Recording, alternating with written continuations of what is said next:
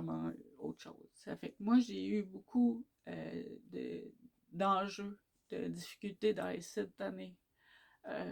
Tout le processus judiciaire, tout le processus, disons, bureaucratique. Euh, et il y a plein d'enjeux.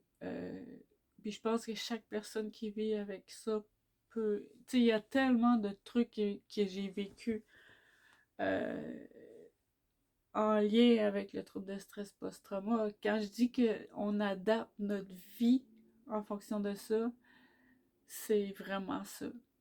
Et puis, il vient la limite où là, on n'y a plus la capacité de s'adapter. C'est-à-dire que moi, je voudrais bien aller mieux avec mon dos, je voudrais bien. Mais là, j'ai besoin de soutien. J'ai besoin de soutien physique. J'ai besoin. J'ai besoin de soins physiques. J'ai besoin de soutien aussi thérapeutique. J'ai besoin de soutien psychologique, des groupes d'entraide, des groupes de partage, euh, euh, puis c'est pas que avoir des soins, mon but, c'est de retrouver une autonomie. C'est de, oui, soigner ce qui s'est accumulé depuis 3 ans, là, puis qui fait que là, c'est plus juste la nuque et le haut des épaules, c'est tout le dos grand complet qui écope depuis 3 ans, tout le temps, puis qui accumule. Euh, j'ai réussi à me payer quelques soins dernièrement, dans les derniers mois, et c'est là que j'ai réalisé, là, quand la personne elle touche là, le long de ta colonne, puis ça m'a permis d'avoir aussi une espèce de, je dirais pas un diagnostic, là, mais une idée de ce qui était l'état de mon dos. Parce qu'à un moment donné, on est tellement tout pogné qu'on se sent même plus là, qu'on est pogné, même si j'étais dans les douleurs. Et c'est là que j'ai réalisé à quel point toute l'accumulation s'était fait.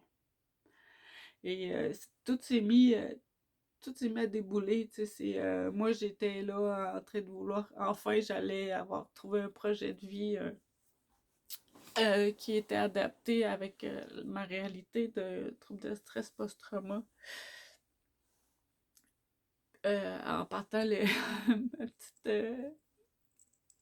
mon petit truc de création artisanale, euh, tu sais, adapté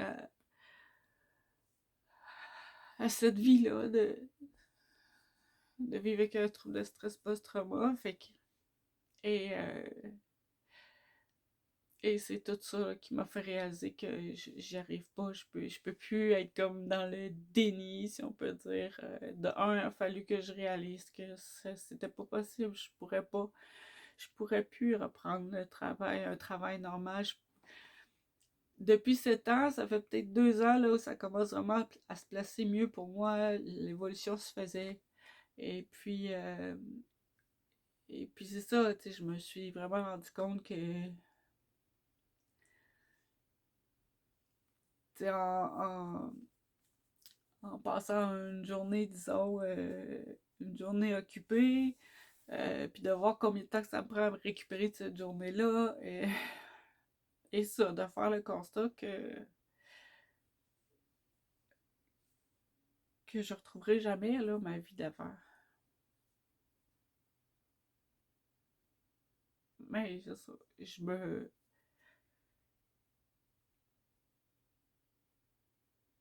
à quelque part, c'est correct, là, je suis correct avec l'idée d'adapter ma vie, de faire des trucs artisanaux, puis de les mettre en vente, puis... mais là où ça fonctionne plus du tout,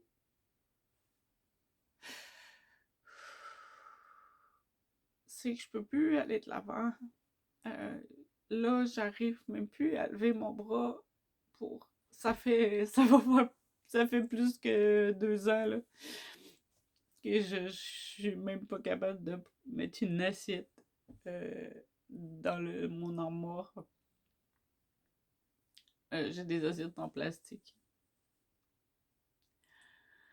Fait que le but, c'est de procéder à soigner mon dos, soigner mon nuque. Mais il y a toute la réadaptation physique aussi là-dedans pour que la limitation actuelle ne devienne pas des limitations physiques permanentes. Et que dans la somme qui a été calculée pour le GoFundMe, ça inclut beaucoup de soins pour prendre soin du dos. Soins aussi du soutien psychologique, tout ça. Mais il y a pas juste que les soins, il y a beaucoup dans la réadaptation, l'exercice, refaire toute la musculature des micro-muscles qu'ils appellent. Parce que quand les micro-muscles ne sont pas complètement, je sais pas moi, réadapter les autres muscles, les gros muscles qu'on pense, c'est ce qu'on m'avait expliqué, je me trompe peut-être dans la façon de le dire. Et le but, c'est d'être en mesure de développer des moyens ensuite pour que d'une façon à long terme, cette année, c'est ça, c'est pour ça cette collecte de fonds-là que ma mère organise, c'est pour que je puisse vraiment prendre, vraiment avoir le soutien financier pour prendre soin de, de, de tout ça et, qu'il y a une réadaptation qui se fasse et que je puisse développer une autonomie là-dedans, physique, retrouver une autonomie tout court. Ensuite de ça, conserver les acquis, c'est-à-dire développer des exercices, etc., euh, pour que la suite, ou en tout cas du moins, euh, que je puisse composer avec, d'avoir déjà des soins pour le dos, de remettre en état mon dos, et ensuite faire la réadaptation, maintenir les acquis, puis au moins me sortir du danger qu'il y a actuellement, là. Et c'est ça qui a créé un sentiment d'urgence de faire cette vidéo-là, que ma mère a fait, lancer cette campagne-là. C'est parce qu'actuellement, si j'ai pas de soins, euh, ça risque de devenir une limitation permanente. Depuis quelques mois, je passe plusieurs heures par jour euh, à faire des demi-heures de coussins chauffants pour gérer la douleur. Fait que c'est de tout ça que je veux me sortir. J'aimerais ça pouvoir poursuivre mon chemin de guérison. J'aimerais ça pouvoir aller de l'avant avec mon projet.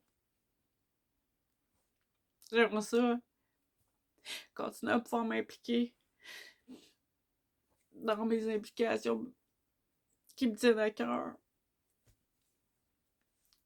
Dans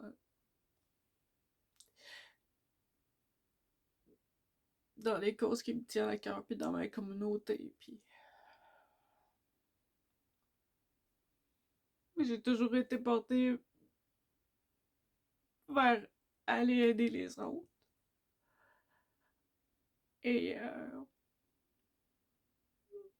ça a toujours été difficile pour moi de demander de l'aide.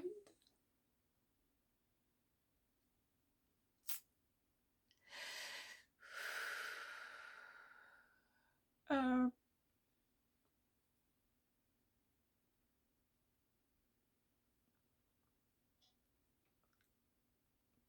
mais je le fais aujourd'hui avec tout mon cœur.